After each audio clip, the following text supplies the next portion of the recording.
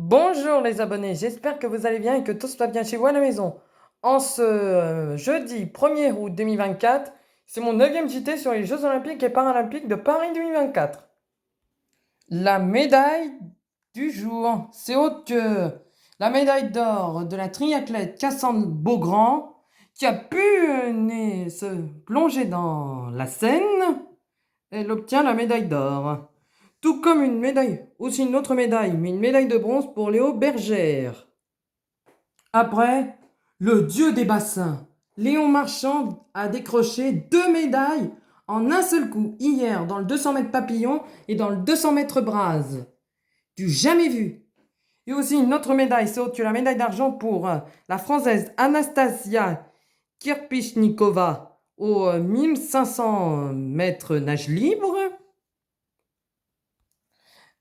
Après, les autres médailles sont Anthony Gingent a brillé lors de son second run pour décrocher la médaille de bronze en BMX freestyle.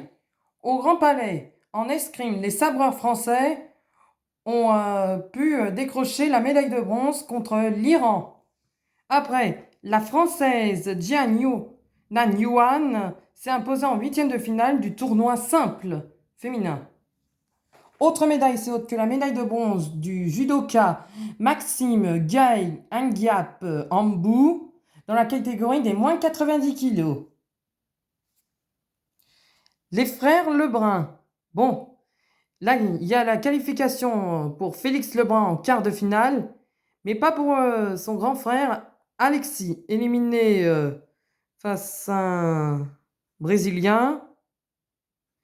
Et Félix Lebrun s'est qualifié sur le fil face à un Allemand.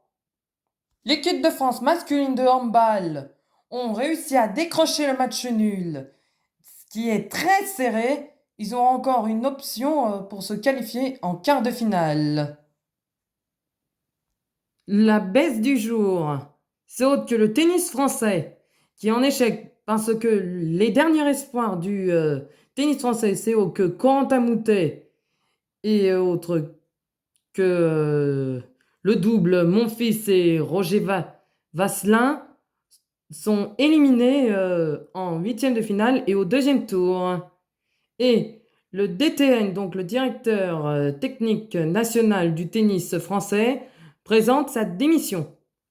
Le couac du jour, et là c'est vraiment une mauvaise nouvelle pour le tennis mondial, c'est autre que la paire formée par Rafael Nadal et Carlos Alcaraz est éliminée en quart de finale par un duo américain, en mettant fin au rêve de médaille de Nadal à Paris. Mais quant à Carlos Alcaraz, il reste encore en lice pour le tournoi simple qui est qualifié pour les quarts de finale. En équitation, la cavalière Pauline Basquin a obtenu une note de 73,711 au dressage qui lui permet d'avoir sa qualification pour la finale, tout comme l'équipe de France qui est 7e et toujours en lice. En natation, Wissam Anzajing Yeba a terminé à la 5e place du relais 4 x 200 mètres.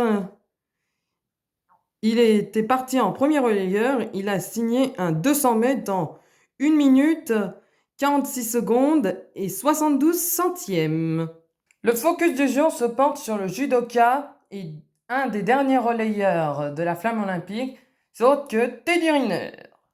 Teddy Riner est un judoka âgé de 35 ans, il est français.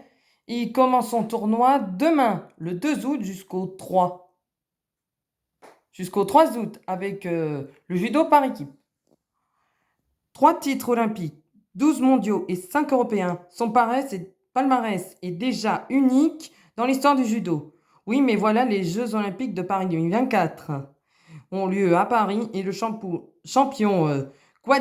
guadeloupéen veut achever sa magnifique carrière tout près de là où elle a commencé sur un tatami du 19e arrondissement.